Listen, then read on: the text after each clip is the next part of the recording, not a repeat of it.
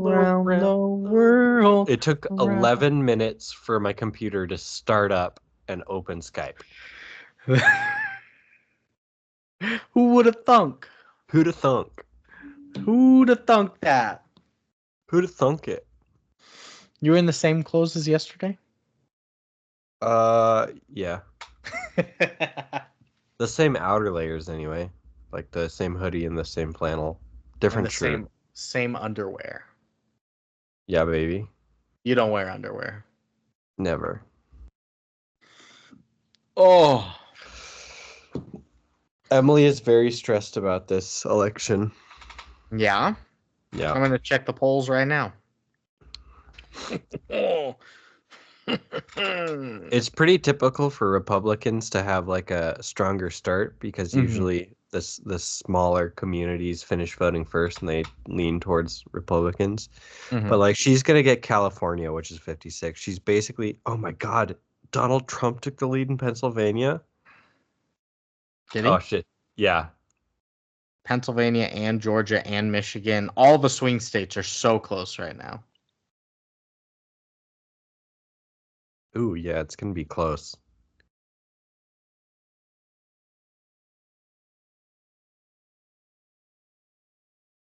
No swing state has been taken so far, has it? No. Was it? 1, 2, 3, 4, 5, 6, 7. No swing state has been taken yet.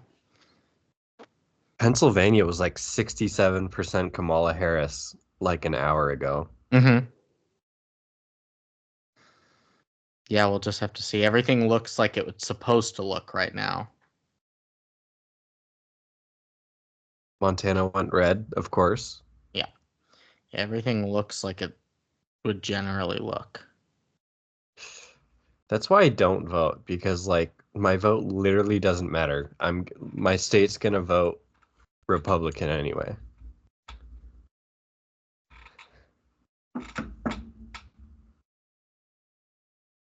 Dang. We'll just have to see what it's like when we're done here. Maybe we already have a new president. You think? Yeah, could be. 1 hour's time. Okay, let me get my notes back to where I was. Okay. I'm ready. Are you ready? I'm ready. We're going to do our 5-second clap again. So I can sync just you and me. Okay, I gotta open Audacity, so give me 5 minutes. I was waiting for that. And you've got headphones. I had these last time. I know. Those aren't Oliver's, right? No. I found them.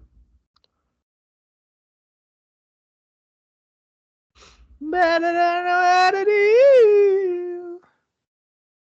I want to set fire. You don't only make me dead to love gone by. Are you singing that because Billie Eilish? Uh-huh. I don't know. All right, I'm ready. Make my love go by. Are you? I'm ready. But do you want to set fire? No. I would sing, but I live in an apartment complex because I'm not a fucking rich prick. I'm not rich or a prick. I'm not some kind of pharmacist oligarch. Only one of those things that you used to describe me was actually I'm not some black. some black Babe Ruth looking ass. Babe Ruth looking ass.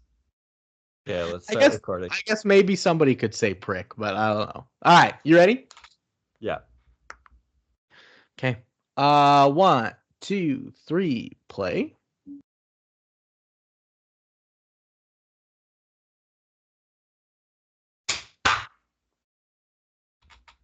Movie. Oh, Lukas! Grab my hand, Lukas! Hold on tight! Don't let go! Oh, Lukas, you're slipping! Oh, no! Lukas is dead. He's dead. I'm Lukas. You were being too pugnacious, ostensibly subjugating my own existence. So I'm out of here. I just tried to use some big words. You sound like a thesaurus kind of. I love that dinosaur. That's my favorite. The thesaurus dinosaur? The Thesaurosaurus. The thesaurosaurus? Yeah. There we go. Now I can see your face and my recording at the same time. I can do that too, but I usually don't like to see my recording or my face.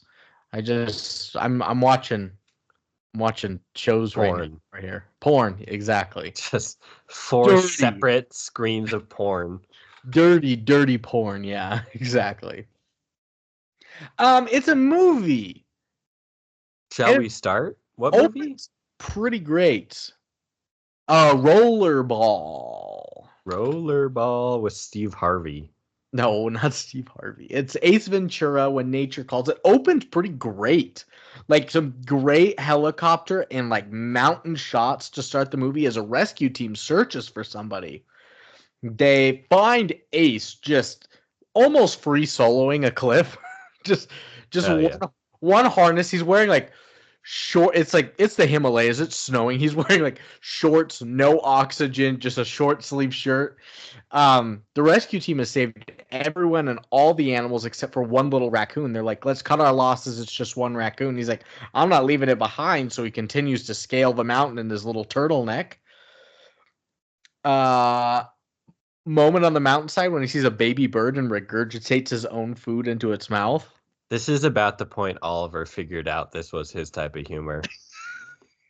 This is any 5-year-old boy's kind of humor for sure. Yeah, this was the pinnacle of humor. He started chuckling and I'm like, oh, we're in for it, homie. I love that you watched this with him. He loved it so much. Did you watch Hereditary with him? Yeah. He thought that was really funny too. Yeah, it was a super good family film. Yeah. Him and Seth have similar tastes. Ace locates the raccoon just on a ledge by itself, and they're traveling over. He grabs the raccoon, he straps it in, and they're traveling across a zip line. They're not zip lining, but like a wide slack line kind of. A slack line, a tightrope kind of thing. They're going upside down, supported by a tether, but the raccoon's harness is starting to slip and break. So he reaches back and he grabs the raccoon, but the poor little raccoon's hand falls out of his hand, and you watch the raccoon fall to its death, and I was like, oh. Also, like, how fat was this fucking raccoon that it broke a harness and Ace Ventura couldn't hold on to him? Like, a raccoon's what, like 15 pounds? I bet some of them are up to like 30. Some of them can get real chunky and thick. I mean, still, I could hold on to a rat. All I'm saying is, if I were Ace, that raccoon wouldn't have died. Well, and you're a rock climber too. You know, it's all about pulley mechanisms within your fingers. It's not about arms. It's more legs and pulley mechanisms. Learning how to. Well, no, you don't want to use that when you're a new climber because that's how you get bowstring finger. That's how your tendon snaps. You're not going to be free soloing the Himalayas if you're a newcome climber. I'm just saying I would have saved that. That's all I'm saying. Yeah, because you're a hell of a you got that. We should buy one of those. Have you seen those like TikTok videos where they give athletes that little like grit tester to see how hard I bought one and I have it at work so we could test everyone. Yeah. What's your grip? 167 is my best, my PB. That's good. That's really good. It's professional athlete good. It's the second highest in the shop. That's like professional athlete good, and you are terrible at sports. So actually, most professional athletes don't have really good grip strength. No, they don't, but some of them do. Yeah. It's a weird strength to have. There were some MMA fighters that had some very good grip strength. Yeah. Usually it's tradies that have the good grip strength because they're like carrying stuff that requires grip strength. Yeah. So the poor raccoon dies, and after failing that rescue attempt of a raccoon in the Himalayas, which was, I told Lukas to watch it. It was a parody of the opening to the film called Cliffhanger. Ace undergoes an emotional breakdown and goes on a personal soul-searching quest by becoming a Tibetan monk. Just up like some church. It's not a church. Yeah. What do you? Some temple. A temple just in the sky. And there's so many stairs. And homeboy's climbing them. He climbs those stairs to the tippy top, and he's getting through this spiritual soul searching when Fulton Greenwall, a British correspondent working with a provincial consulate in the fictional country of Nibia, comes by to ask him to help do some contract work for some pet detective job in Africa. And being that Ace's influence and presence in this like monastery or temple or whatever it is very disruptive to the other monks. The Grand Abbot, like Ace is like, oh, I haven't found my omnipresent super galactic oneness yet. He's like, oh, you just did. He's like, yeah, but I haven't gotten the medallion of spiritual accomplishment. He's like, you could just have mine. He's like, that took you 80 years. He's like, it's heavy. I don't need it. So he gets all this to kind of justify his own departure to get him out of this fucking temple. And he's like, God, they're going to be so torn up about me going. They're all just popping bottles. They're all shirtless, just like running around. Just the worst monks ever. Also, aren't monks not supposed to talk? No, I mean, unless you take a vow of silence. Oh, okay. That's not like an every monk kind of thing. No. Oh. How would they train new monks? Spiritually, connection. Oh, that's not silence. Oh, you're right.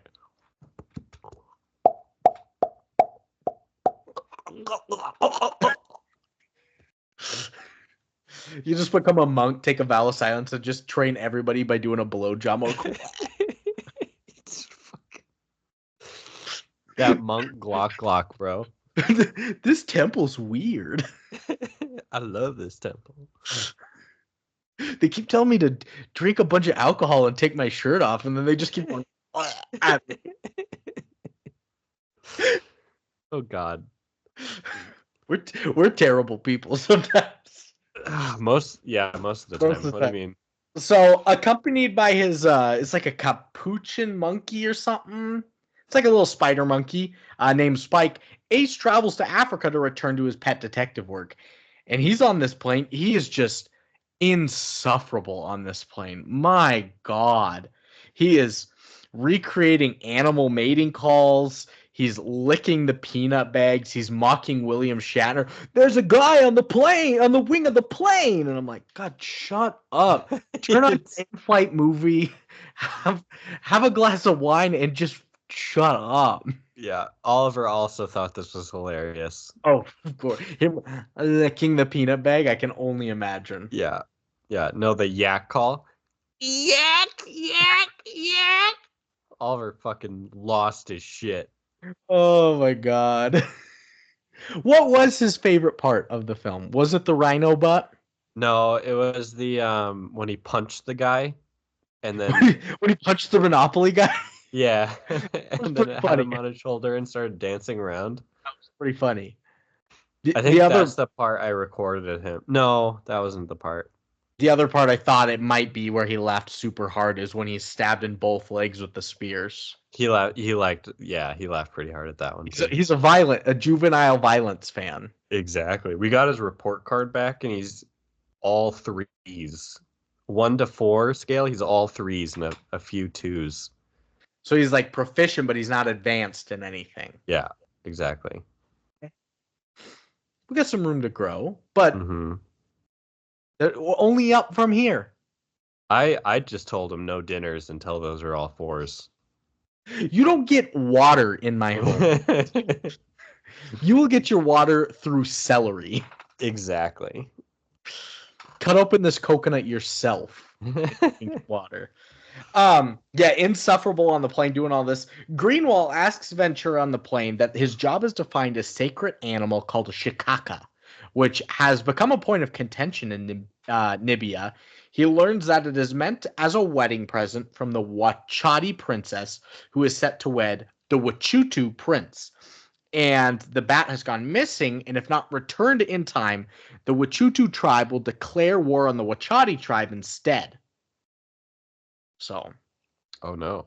bat's not returned, everyone's dead, basically.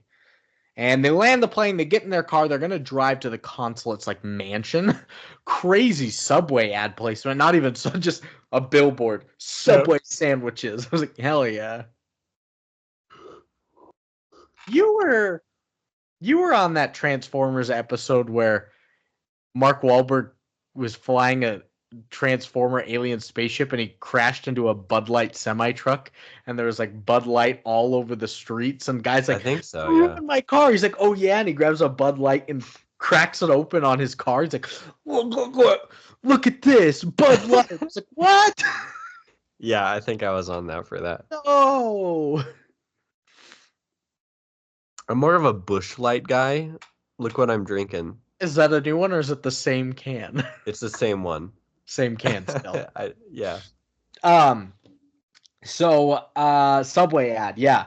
Ace takes them, instead of just driving on the road, he veers into the jungle, bouncing all around, singing chitty chitty bang bang, not shutting up. Oliver's probably dying.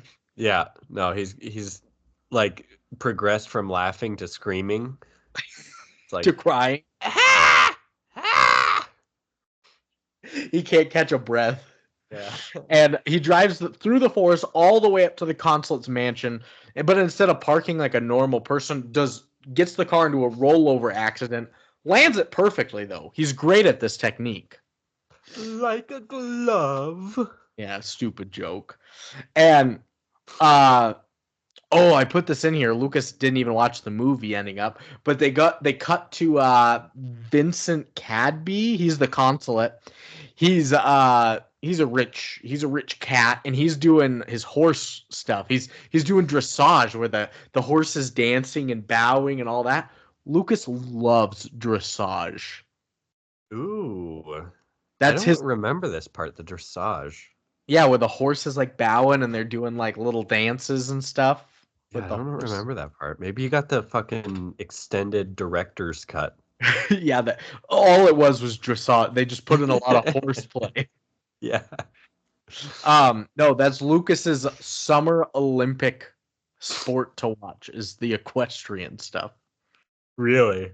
Yeah, he watched so much of it this last year. Alex is like, I want to watch tennis. He's like, no, we're watching the horse dancing.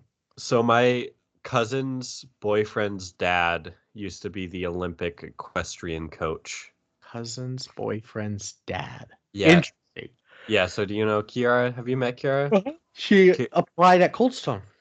Yeah, Kiara's boyfriend's dad is or used to be the U.S. equestrian Olympian coach.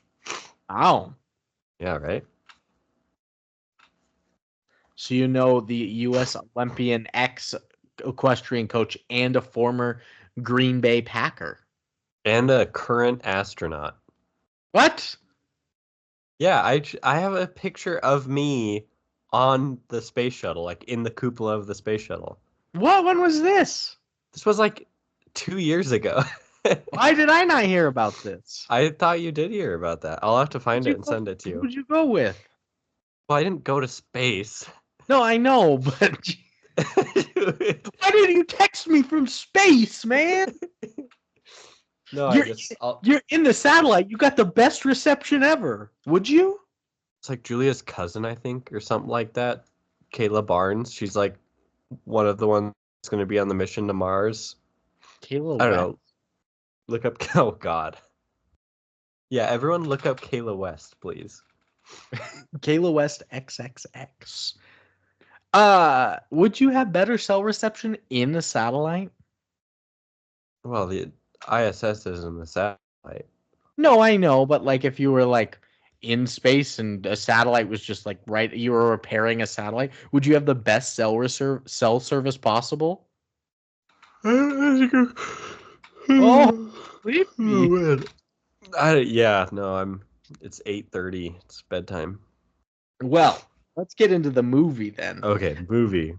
Ace shows that although he is a lot to handle, he is a good detective. Like, he dissects every little point of Vincent Cadby's life. Notices his watch, scuff on his shoe, he pissed his pants earlier, like all these little things to kind of make fun of him, but also show he's like, I'm observant. I can come to conclusions very quickly, and they're often correct. And so you're like, okay, he at least knows.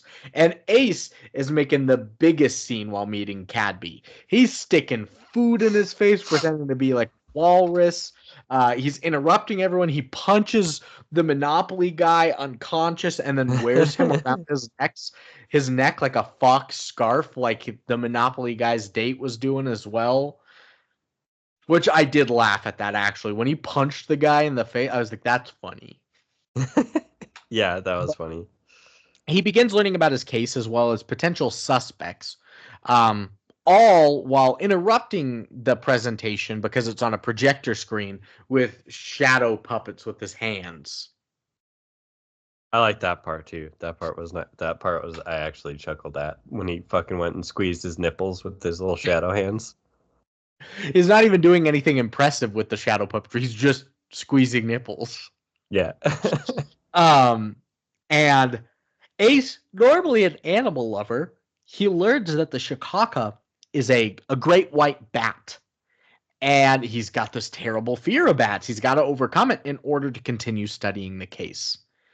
And so he's like, well, let's get to the scene of it. I'm going to go to the Wachati tribe and learn about their culture and the bats and all that.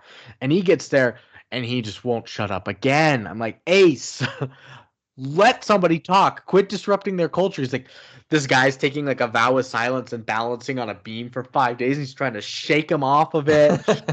And he's like, they're afraid of white people because of viruses. So he's pretending to cough on all of them and spitting on, hawking loogies on their face, even though that's a sign of affection in their tribe.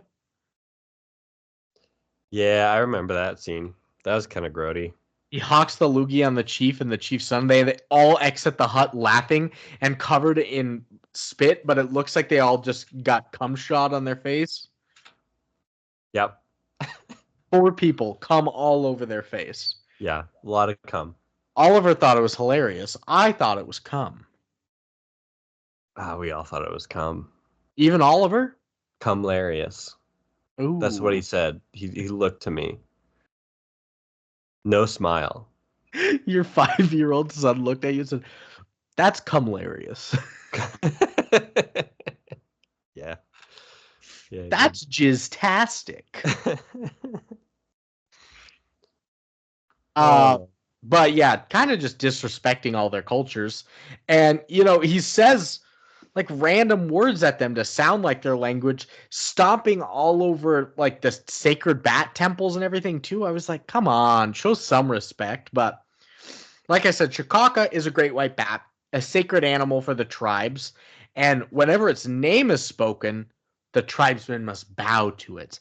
And again, he continues to abuse this joke by like going like, I'm going to rescue your shiitake mushrooms, and I will find it even if it's all the way in Chicago, and we're gonna find it, and then we're gonna have some shit kebabs and that kind of stuff.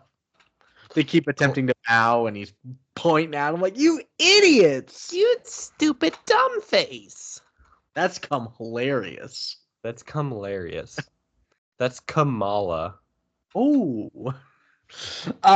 So that night, they're sitting around a fire, they're doing dances. A Wachati woman is doing the virgin dance of seduction at 8, like staring him down, doing this virgin dance of seduction, and he is entranced, to say the least. Ace leaves the scene and the ceremony to investigate the bat sanctuary, and inside he gets out his little fingerprint dusting kit, dusts the whole thing. Nothing found. The only lead, a black feather. Oh my god. You're sleepy. I'm EP. A black feather. And he comes out of there. The lady who did that virgin dance of seduction comes to sit by him and speaks with him. And she's actually the Wachati princess that's to be married here, like in the next couple days.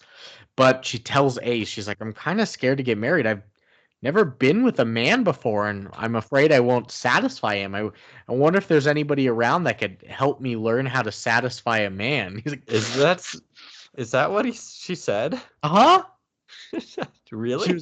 She was afraid she was afraid she won't satisfy her new husband because she's a virgin, and she wants to fuck Ace so bad, and he wants to fuck her too, and he's fighting his hardest because as a monk, he's now a man of celibacy.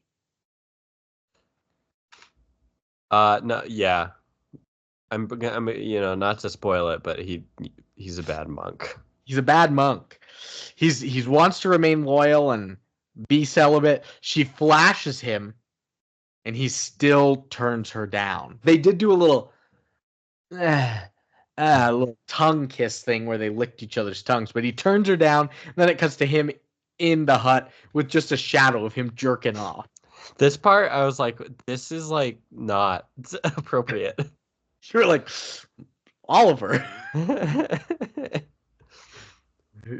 Like, how can you make 5-year-old humor and then just start fucking jerking off, dude? Because it's hilarious. Duh. Like, you know the audience you're going for here, and you start doing this shit. He even gets walked in on too. He's like, "Oh, give me like 10 minutes and I'll be out." But he ends up jerking off and to completion, I must say. He completed. He finished. That's important. That's really important to the plot. You got to know that he came. He came. So he and the crew go to explore the bat caves, and inside that bat cave, he finds another feather. Our traces of black feathers leading him to the mystery. Identical to the one in the hut, but then he's chased out in terror by a swarm of bats. He loses his torch. He loses his spiritual medallion, or he just threw that at a bat. Yeah, and the torch too. And the torch. But with the two feathers, Ace suspects Burton Quinn as his first suspect. Because Burton, he met at the consulate's mansion at his party. He has a raven named Tinky, and the feather is one of a raven. That's a good lead. Tinky. Now Ace is watching Quinn, who owns the safari park. He's going through the safari park, and Ace is doing his best to blend in. He's sitting in the water with the hippos. He was picking bugs off of chimps' backs with the other chimps. Yep. He was eating the carcass of a zebra with some lions.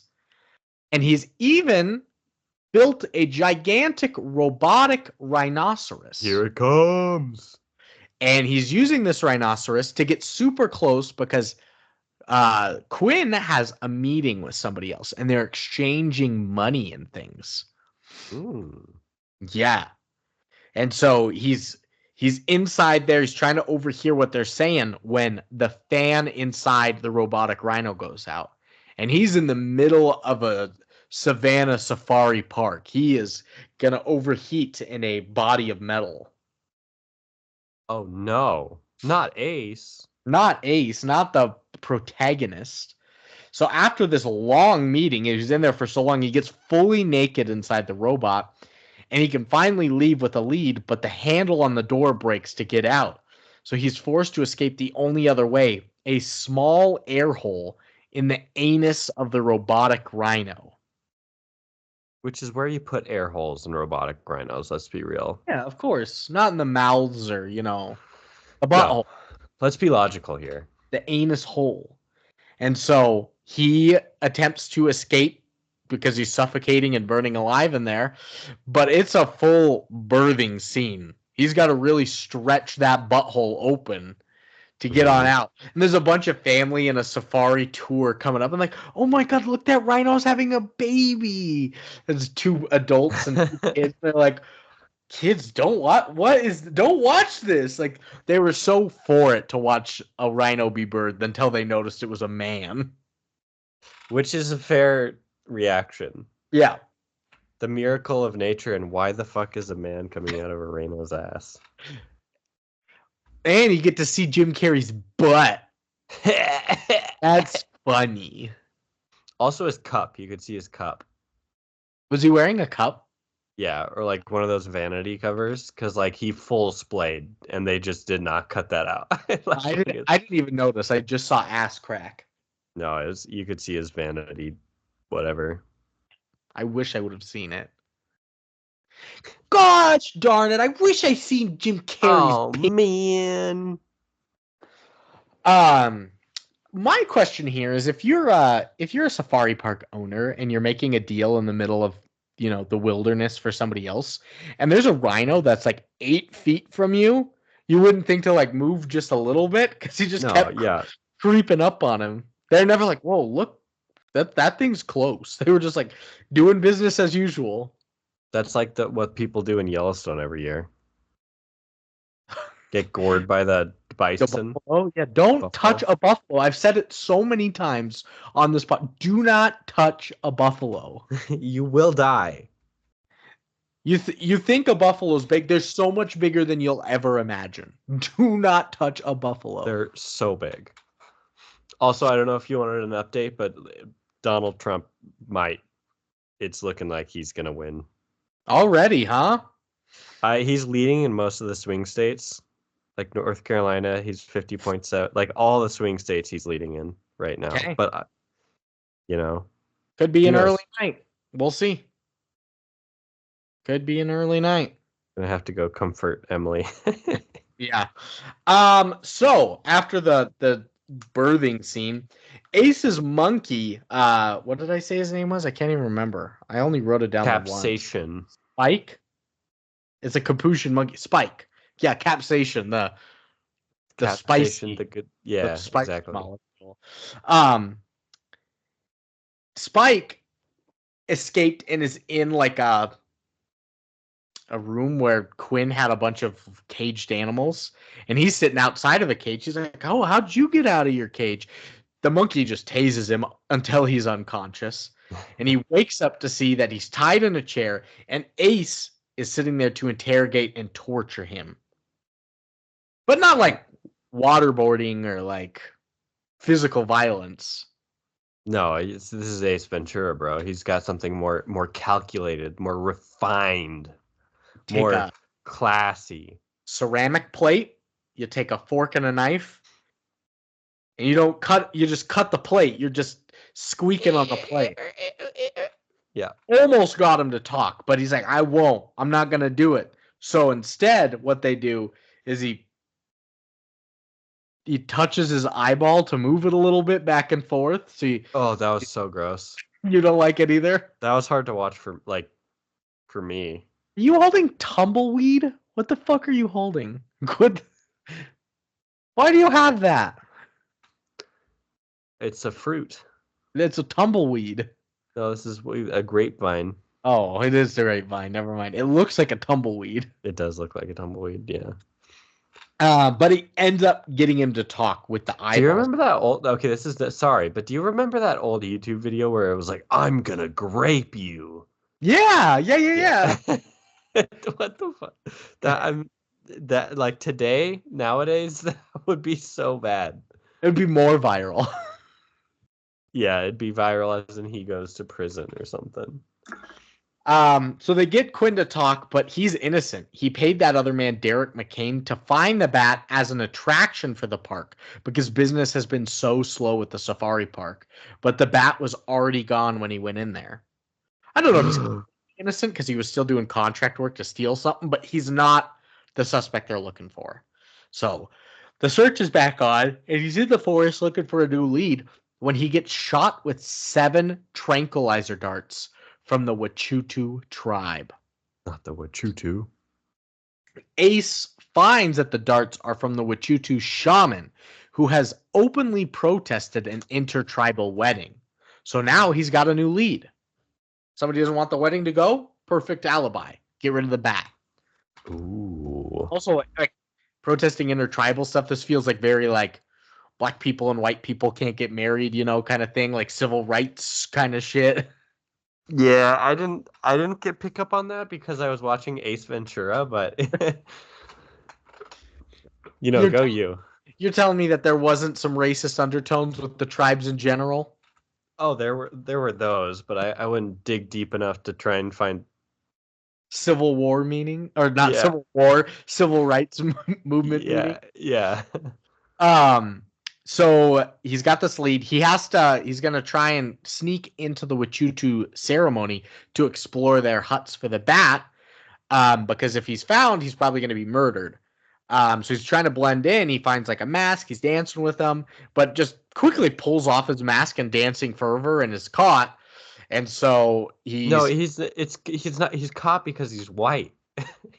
But they were all kind of like, who is this guy at first? But then they officially know that it's him when he rips the mask off in front of him. I was like, Oh yeah. yeah. It's like, I Jim. guess I missed that part. And so he's like, he tells Awuda, who is the Wachiti tribe leader's son, he's like, help translate with me. But due to many mistranslations, the Wachutu tribe believes him to be um, a fairy princess that wants to fight them all, wants to kill them all, and they refer to him as the White Devil. But surprisingly, instead of killing him on the spot, they decide that he's going to die unless he can pass the Wachutu tests. That include tasks like a coal walk, a log rolling battle, like in the water, you spin the log or whatever. And then the third one was removing organs from a man. Yeah, yeah. What was that? Like a living man. He pulled out a gallbladder from a man's abdomen. Jim Carrey pulled out an apple core from the man's stomach, but then also birthed the baby, like helped deliver a baby. Oh yeah. That's right. Which was clearly a doll. They didn't try and cover that up at all. Thank God. Did you ever see the movie American Sniper with Bradley Cooper?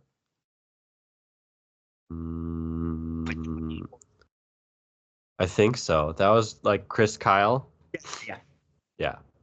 There was one scene in that Oscar-nominated movie. I don't think it won anything, but it was nominated for like 8 Oscars. So, it, like, somebody, you gotta dot your I's and cross your T's in that, and make sure everything's good. There was one scene in it when Chris Kyle comes home and he's he's got a newborn and he's trying to figure out how he's not in war and how to be a parent at home. And he picks up his baby and it's clearly a doll. Like you just see the doll face. Like I was like in the theaters watching. I was like, "Oh, what is that? No, at least try American dolls. Like wrap it up in a blanket or something. It was just a doll." So anybody that hasn't seen that, look up American Sniper doll scene. Like there, you will see it clear as day. And it's not a comedy movie like this where you can play the doll off. Yeah, no. When he delivers the baby, he doesn't deliver it smoothly. He just pushes on her stomach, and the baby shoots 10 feet across the hut. Yeah. How you think a baby should be born? Just fucking elbow drop the pregnant woman. Yeah, that's safe. That's one of those one of those nets that catch baseballs on the other side. Or like one of those giant nets that they use when you do the human cannon and they shoot you like exactly. Yeah. Those ones that you fall into. That's what it's fucking the maternity ward is just a football stadium. Everybody get out your maternity nets. Baby's coming. We're gonna launch in 5. But we got liftoff. Bunch of people with baseball gloves running around. Yeah. Like catching flowers at a wedding. Exactly. Yeah. Oh my God. It's the bouquet toss, but with a baby. Whoever catches it, just like the bouquet toss, whoever catches it the next to get married, whoever catches the baby's the next to be a parent because that's their baby now. Yes. She doesn't keep her baby. She just No, she does. You guys co-parent. Oh, okay. And whoever catches the baby in their baseball glove. Yeah. Got it. Pop lie. Pretty sure that's how Jesus was born. It's like playing a game of 500 as kids with football. You throw it, you call 500 dead or alive. Oh, that's bad. I don't like Dead or Alive. That was baby. Yeah. I take that Dead back. or Alive. Retract. Rewind.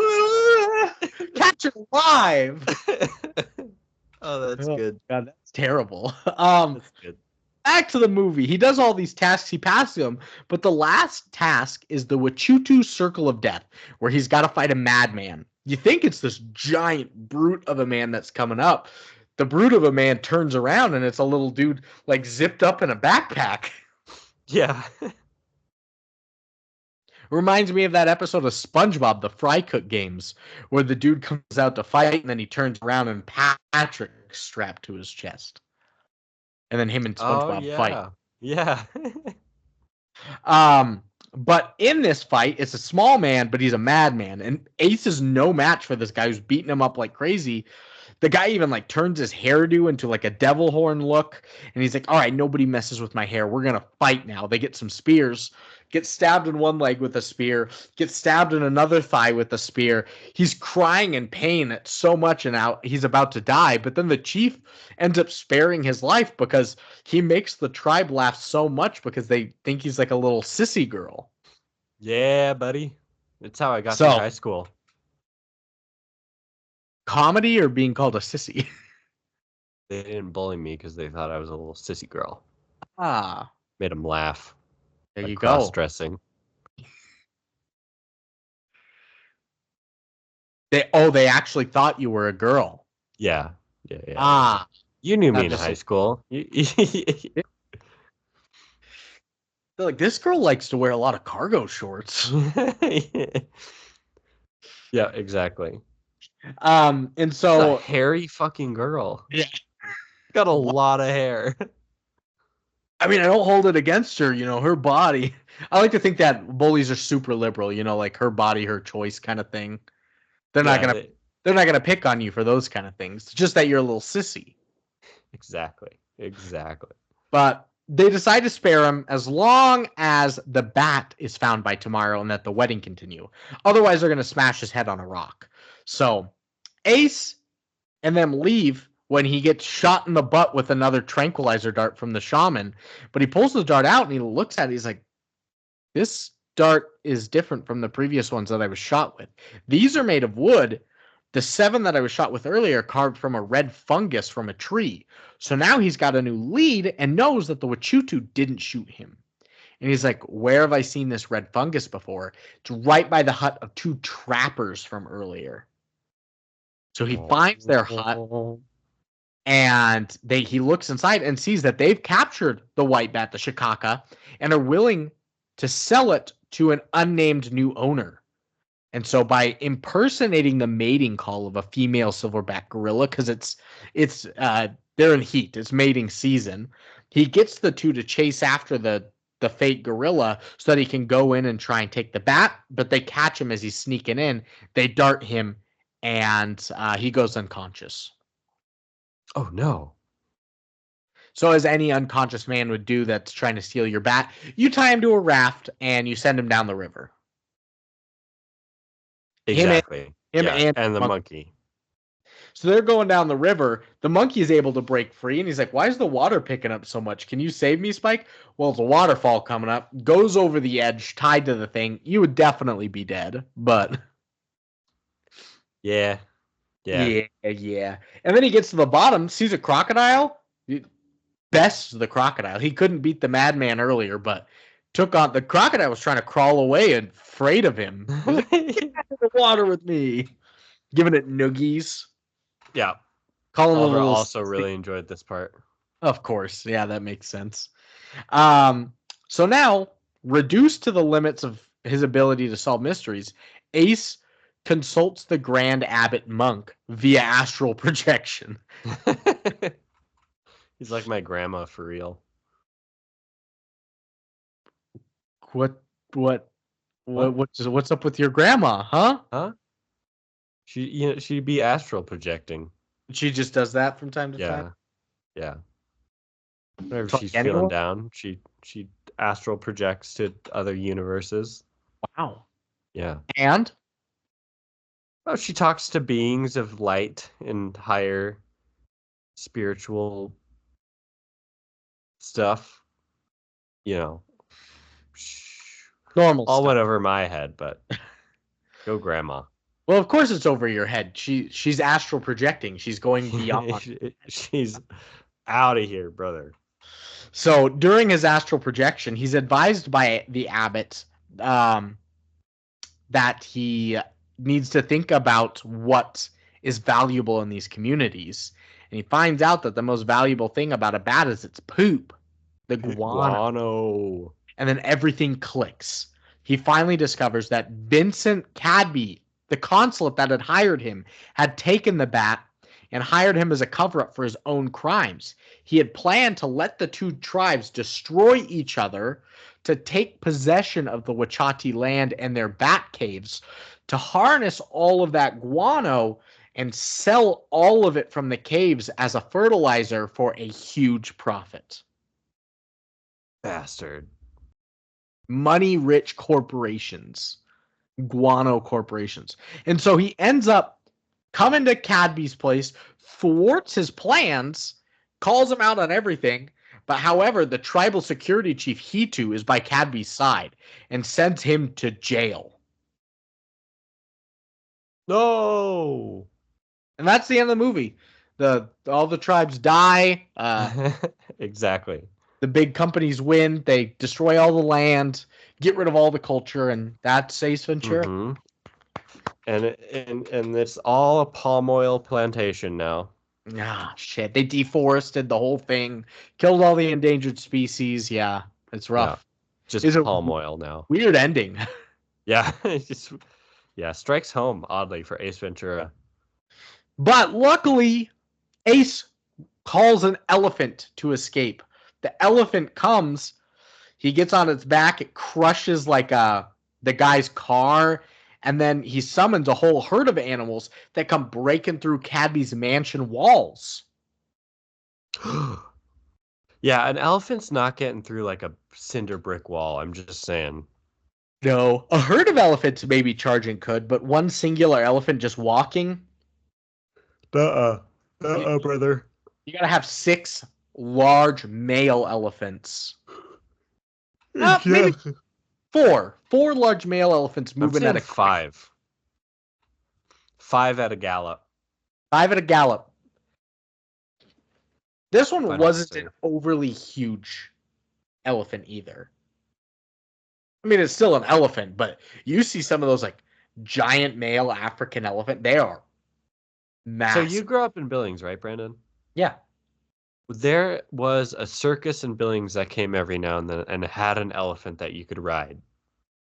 You remember that? Uh-huh, I do. I rode that elephant. They did it at the shrine, yeah, on Broadwater. They don't have it anymore, do they? I don't think so. I don't think you could get. I think people would be mad at you for having an elephant. Yeah, and riding it for sure. Yeah. But yeah, he gets them. They crush through Cadby's house. They're tearing his whole house up. Cadby's able to escape, and or he's trying to shoot Ace Ventura with a shotgun that he pulls down off the wall. But Greenwall, the British guy, decks him in the face, knocks him out, gives Ace enough time to be free. But after waking up, Cadby manages to escape with the bat in his car, in its cage. And so they're driving off. Well, Ace is trying to find a car with a key in it. Nothing has a key except for like, I don't know, this one monster truck at the end of the parking lot. Yeah, like genuine article monster truck. A true monster truck, yeah. Gravedigger, Bigfoot kind of thing, yeah. So he's chasing him down in the monster truck, and instead of like running him over or anything, he throws the cigarette lighter at Cadby in an attempt to distract him, and it does long enough for Cadby to ram into a tree. That hurts so bad. A cigarette lighter like fall on your bare skin. I thought you meant ramming into a tree head on. Anyone could do that. When you push the cigarette lighter, why did the whole like engine cavity just start lifting up? What was that button? And how did he know that was going to happen? He wasn't surprised by that. No, he was like, yeah. Alrighty then. But yeah, so he hits that tree. The bat cage goes flying into a tree, and Ace ends up running over Cadby's car while Cadby's trying to run away. Ace tries to chase him, but he sees that the sun is at its peak. This is the time that the battle's supposed to happen if the bat isn't returned. So he confronts his phobia of bats and dramatically returns the bat to the tribe. Like, grabs it, screams running, like runs through the middle of the battlefield, like and comes and puts it in the spiritual hut where it's supposed to be. He doesn't like take the cage either. He like reaches in the cage and takes the bat. Yeah, he could have just taken the cage, but he's just screaming Shikaka as he runs. And Cadby, who was trying to sneak away and like covertly watching the battle scene, is discovered, and they see him and they call out his name. They alert that there's another like white devil in the area, so he's just pursued by both tribes with spears. I don't know what happens to him, but some real Indiana Jones shit. He gets crushed by a rolling boulder. No, he gets chased by natives. Ugh. You can't yawn. You're making me yawn. I'm eepy. And, after all that, Cadby. Oh no, I do know what happens. He ends up getting out of there, right? He gets out of there when he ends up lost and out of the sight of the tribes. And while he's like laughing in safety in a tree, he ends up turning and looking, and he's up in the hands of an amorous silverback gorilla. Oh yeah, he gets fucking clapped. While the Lion Sleeps Tonight plays, he looks over, you see a silverback, and it goes, wee, oh, wee, oh. Yeah, so he gets his ass hard by a gorilla. And meanwhile, Ace accomplishes the mission, and he puts the bat back in the cage. Displeased as he is, he did it. And now it's wedding ceremony time. Everybody's getting married, and they're like standing out there, and they're like, all right, this is what they're going to do. They're now going to consummate their marriage in front of everybody in the tribe. I was like, are they? That seems kind of wild. But then they come out of the hut. They're all pissed because, whoa, the prince that he was going to marry was that the wrestler, the madman wrestler from earlier that he had to fight. But he comes out very angry and displeased because he finds that his young bride is no longer a virgin, apparently due to some foreigners' interventions. And so Ace bolts it out of there, and both tribes promptly pursue Ace. Cut the screen, freeze frame. That's the end of Ace Ventura: When Nature Calls.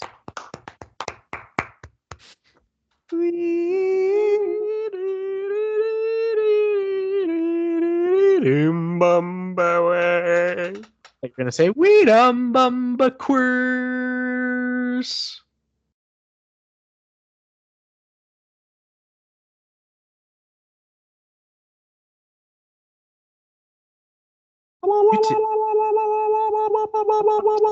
Dead or alive? What's that? Remember when I said dead or alive? That was so good. Quote, did you take any while watching with Oliver? I took, I think, a couple. Nice. Maybe. Perhaps. I have 9. I took 2, 3. Do all 3 of yours. If you take any of mine, that's fine. Lahu Seher. Of mine. I do not want to take that. I've been saying that for years. Just saying. I know. I didn't realize it was from Ace Ventura. Yeah. That, and then I've always said beautiful from Bruce Almighty too. Really? Like a glove. Oh, he says. Taking the shitty repeated line ones. And then at one point he says, "Spank you, Greenwell. Spank you very much." Bad quotes. Hey, man. You got to respect my creative process. I don't remember when this is. Ace at one point, I think it's either when he's trying to turn down the princess from having sex, or it's at the very end when they're about to find out he did end up having sex with her. He's talking to the British guy, and he goes, "Pride is an abomination. One must forego the self to obtain total spiritual creaminess and avoid the chewy chunks of degradation." Huh. I like it. Kind of profound, but also kind of stupid. When he is leaving the temple, the British guy's like, "All right, let's get going." He's like, "I'll meet you at the bottom. There's still one more thing I got to do before I go." Oh, yeah. It's just a close up of a Slinky going down all the stairs. When the princess is doing the seductive dance, just inches from Ace's face, Ace goes, "Women, they're a temple of the reproductive organs." And then he looks over to Greenwald and he goes, "Now, do you have $1?" Trying to be respectful, man. Also stripper. There's an airplane stewardess when they're flying with kind of a lisp or an accent. She goes, "Penis?" He's like, yeah. "Yes, I have one right here. It's bulky, but I'd consider it a carry-on." He's like, "No, peanuts." He's like, "Oh, penis?" Penis? At the very beginning of the movie, when they're climbing the mountain, and he's trying to save the raccoon, the helicopter comes around the corner, and he sees Ace, and Ace just goes, "Be careful! You could poke someone's eye with that thing." Just talking about a helicopter. It's like, of course you could. Oh man. Oh, Ace. When he is trying to get Ace to leave the temple and do the job, Ace goes, "I am now a child of light. Your earthly money holds no appeal to me." And Greenwald just goes, "How about $20,000? He goes, "Really? $20,000? Money does talk." I do, yeah. There's not a lot of things I wouldn't do for 20 grand, 20 G's, 20 stacks. When Ace is talking in his sleep after he's been tranquilizer darted 7 times, he was doing that southern accent. He goes, "Flowers for me, I do declare, Mr. Beauregard." And I was like, what is he dreaming about right now? Also, right after the tranquilizer dart, he wakes up and they give him some water. So he's drinking the water and he's like, "This is good water." He's like, "Thanks. We serve it in the guano bowls." And he knows what guano is at this point. He spits it out and he looks to the camera. He goes, "Guano bowls. Collect the whole set." Meta. And then very last lines of the film is my final quote. The prince is all pissed, coming storming out of the hut, and Ace goes, "What is he saying?" And Greenwald says, "I think he's saying that she is not a virgin anymore." And he just goes, "They can tell that?" And then he sprints off as they all chase him. So that's 12 quotes from us. Good job, us. What about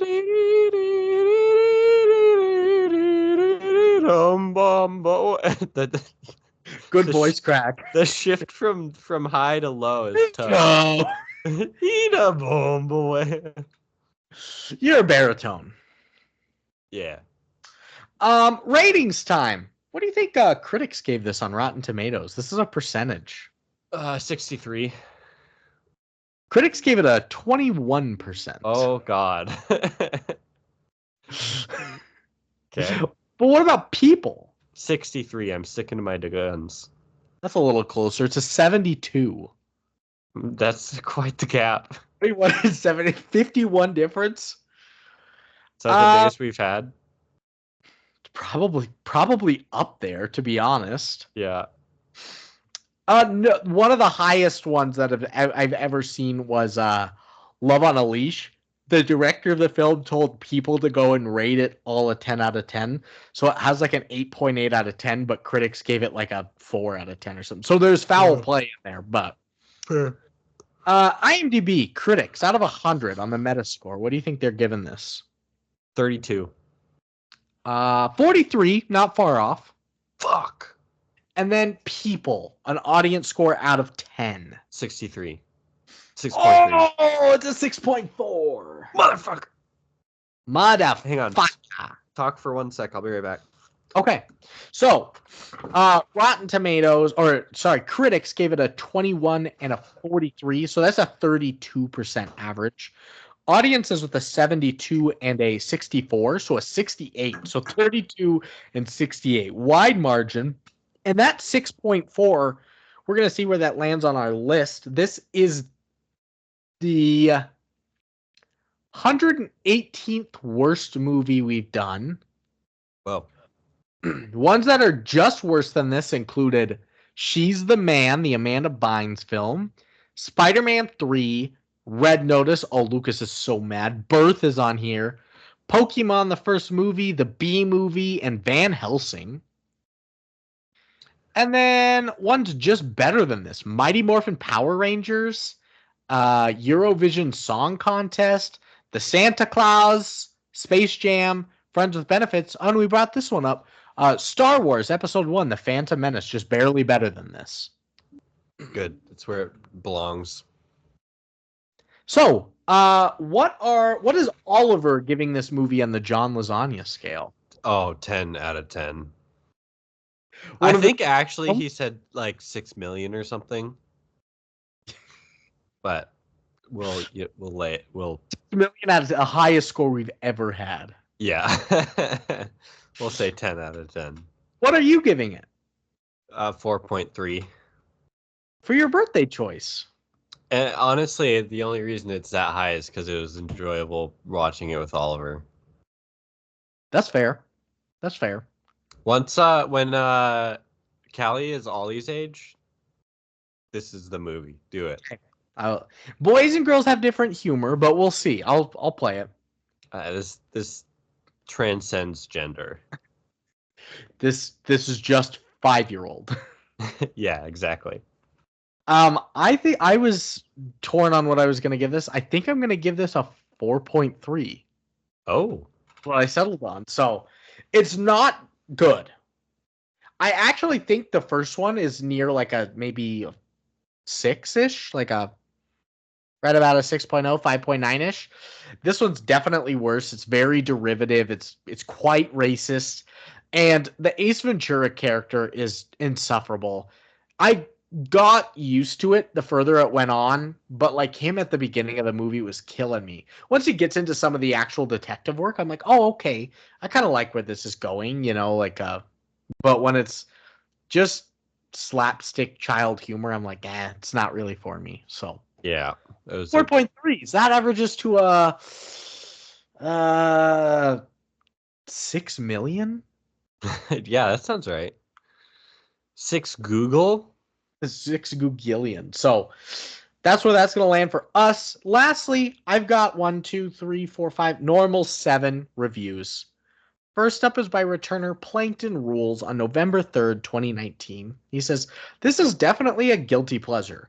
Well, while the film was very stupid and never tries to be anything else, it did make me laugh, much like the films like Waterboy and Step Brothers.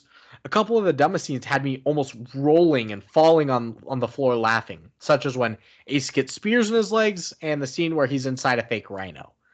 It's hardly intellectual fare, but funny. A great film to watch with friends, especially the sort of friends whose favorite DVDs don't come from the Criterion Collection. 7 out of 10.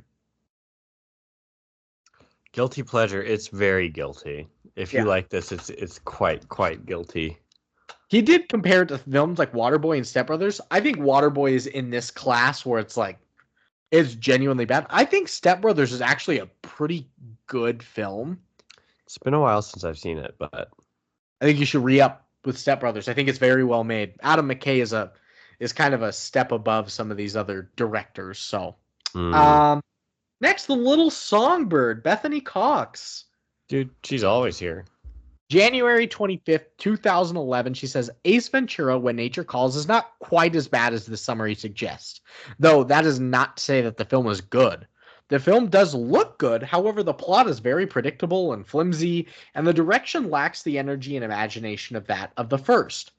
Also, the pace is not as snappy and smart. When the humor fell flat, it felt like a balloon had been popped.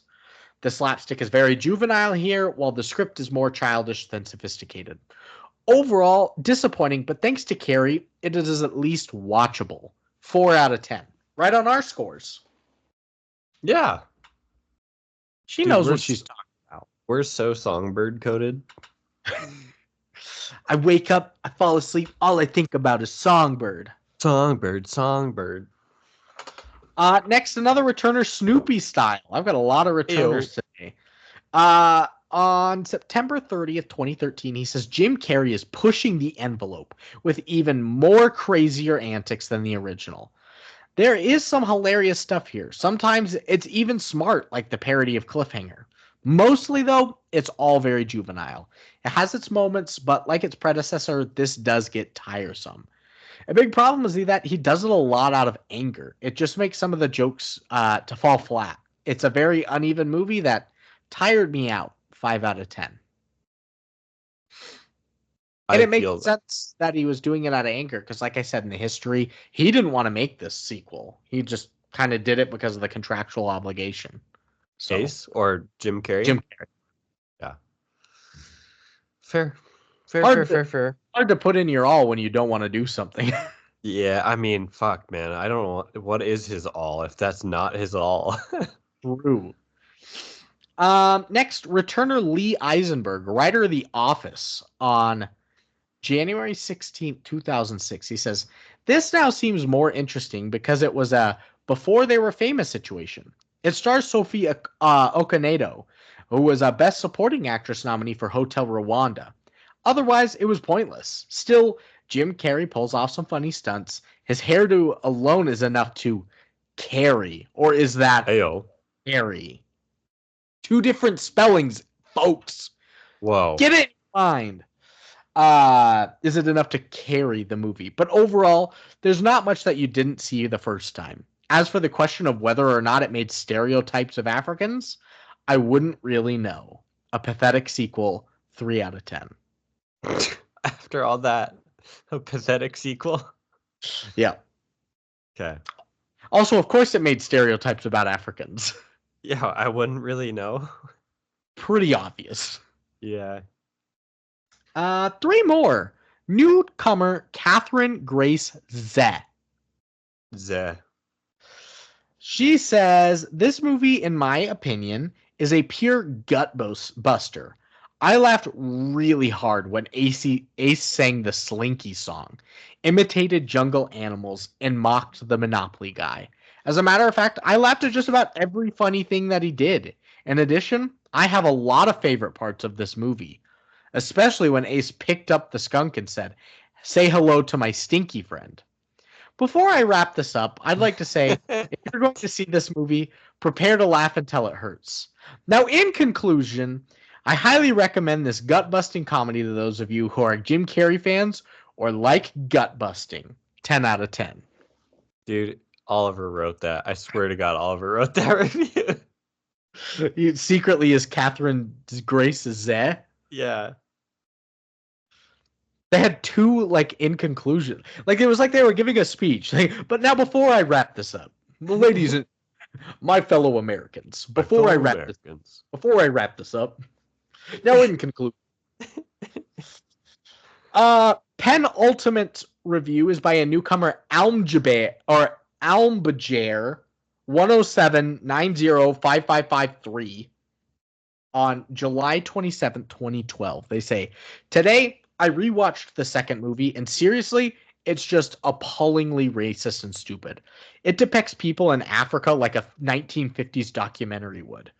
If anyone thinks this movie is really funny, they should never be allowed to watch a movie again.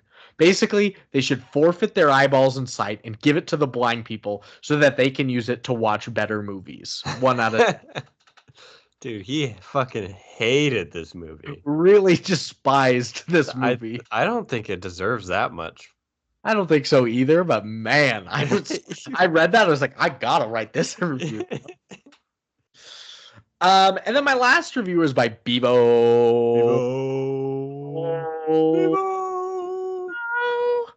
One. Jesus, that scared me. It was so loud in my ears. Bevo 13678 on March 31st, 2020. Like when we went into lockdown. He's like, God, we just went into lockdown for COVID. Guess I'll watch Ace Ventura and write a review about it. He said, bats! Oh my God, dude, it's the bats and the coughing on people. This is the COVID movie. Oh shit, it is COVID. Oh my goodness. Ace Ventura started COVID. He said, bats! I like the bit when he comes out of a rhino's butt. 10 out of 10. Really? Okay. Bevo gives every movie a 10 out of 10, and it's always one line. Gotcha. That's his thing. So that is going to end it for your birthday episode in Ace Ventura this week. Woo! Are you recommending? No. I don't think I am. Unless you have a 5-year-old, then yeah. Yeah, Oliver would recommend. I don't think I'm recommending either. If you're a giant slapstick comedy or Jim Carrey fan, maybe give it a watch, but watch the first one instead. I like the whole Miami Dolphins kind of storyline. Although it was, now that I'm thinking about it, the first one was kind of homophobic and transphobic with a sex change character being a big part of it. But still, watch that one before this. And that's going to end it. Next week, we've got an 80s film called Earth Girls Are Easy, where some aliens come to Earth and then they get hairdos and they get shaved from their furry bodies and then they look hot like humans. And then the girl is like, oh my God, you guys are hot. I'm going to fuck you guys. So she fucks Jeff Goldblum. Oh no. Yeah. But he's an alien. Yeah, it's interesting. It's going to be a wild one. Devon, thank you for joining us again. 2 times in 3 weeks. This rocks. Oh my God. Yeah, dude. I got a computer now. Yeah. So if you ever want to join us for Earth Girls Are Easy, Rollerball, Holiday in Handcuffs, Christmas with the Cranks, or 8 Crazy Nights, those are our last episodes of the season. Maybe Rollerball. Oh, next weekend I'll be. Yeah, next weekend you're out of commish. Yeah. You're watching Thumbtanic. Exactly. Yeah. Please tell me if you do watch that and how they are. I really think we're going to. Okay, perfect. She can't tell me no. Oh, this sounds like a very controlling relationship. Yeah, she's not allowed. That was one of the we had a contractual obligation thing where it's a prenup kind of thing. Yeah. She can't tell me no. So I like it. Yeah, it's great for you. That is going to end it this week. Thank you, Devon. Thank you, listeners. Get the razor blades out of your candy, folks. Get it out. Get it out there. I was going to say go vote, but the voting's already over. Something's going to happen. We'll see. I'm guessing Kamala wins. With the way it's looking, I'm thinking maybe not, but we'll see. And gadoosh. Gadoosh. File. Export audio. Yeah. Donald Trump is leading in every swing state, and he's already taken Florida and North Carolina. Florida looked like it was going to happen regardless. Ooh, Kamala's up to 153, though. California kicked in. That's why. Yeah. Nevada, Arizona, Minnesota, Wisconsin, Pennsylvania, and Georgia. Oh, Pennsylvania, Trump is pulling away. Michigan is incredibly close. Actually, Georgia's pretty. No, that's 2.6%. 1%. 2. You wanted it as an MP3, right? Yes, please. Ooh, Arizona is close. That swing state is very close. North Carolina. Ooh, Trump's about to get North Carolina. I mean, it still could go either way. It looks like Kamala's going to take New Mexico. Arizona's really, really close. Arizona's really close. Arizona would be going to Kamala if those votes weren't for the Libertarian and the Green parties. Maine. Michigan looks like it's leaning Kamala. Ooh, Minnesota. Oh, only 17% of the votes in. Minnesota usually leans blue.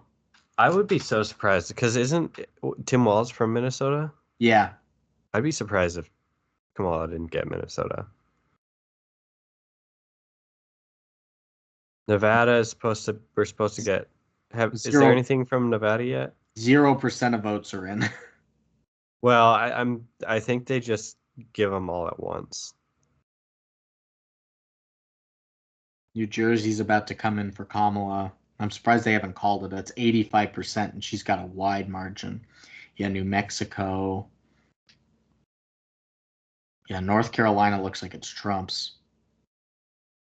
Yeah, Michigan. Man, yeah, dude, I don't know. Donald might take it. The old Donald Meister. We were talking about it at work today. I work in Laurel, Montana, with small town people. They're all voting for Trump basically, Right. except for me and one of my other pharmacists. And I was like, they were like, Brandon, who are you gonna vote for? And one of them was like, no, we're not gonna talk about this. I was like, I'm an open book. I'm open to discuss things. I was like, I voted for Kamala. I know I'm in the minority out here. And they're like, you did? And I was like, yeah. I was like, I get that sometimes economic pressures can be a big thing, and especially how the economy is not great at the moment under the Biden administration. But I favor sometimes the Diplomacy Act and,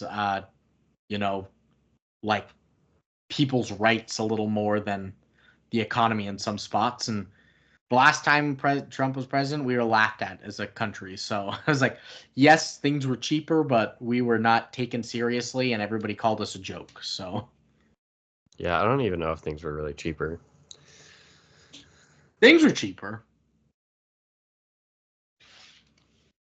Yeah.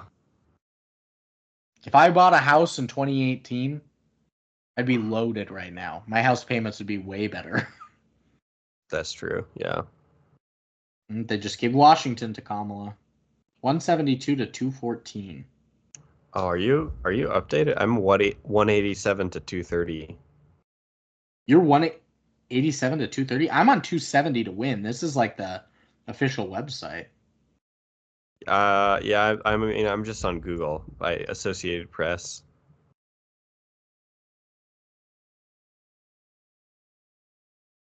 Yeah, I think it'll be over by tomorrow. By tomorrow morning, we'll 4, 5, 6.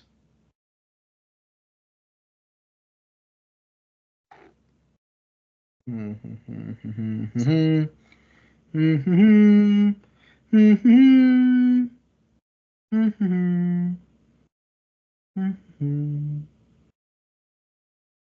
I think Pennsylvania is definitely going Pennsylvania to Trump.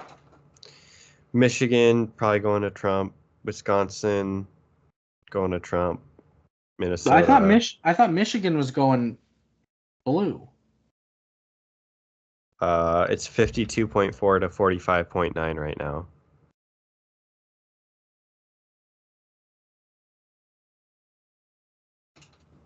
$33. That's including that. 33. If Kamala were to just take like a 33, that's 34. If Pennsylvania and Michigan go blue, that's basically a win. But yeah, I don't think Pennsylvania. I think Pennsylvania is what's going to get us. If Michigan, New Mexico, Arizona, Nevada, what's that? 6, 11, 22. Yeah. I mean, it's close. I don't know. It's close.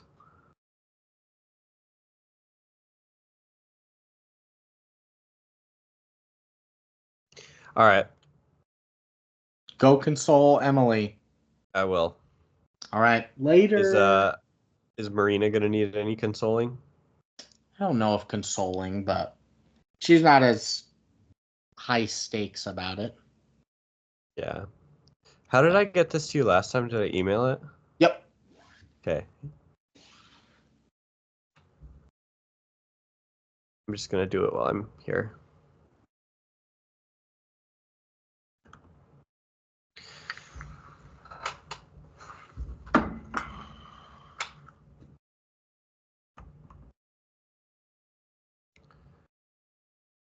God, this computer's so slow.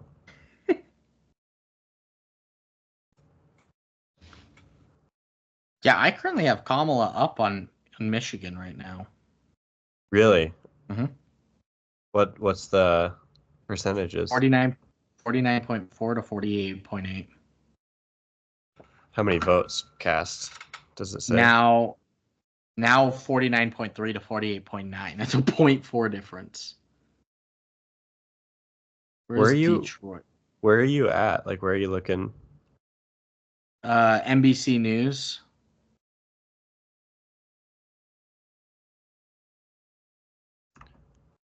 In Arizona is 49.6 to 49.5.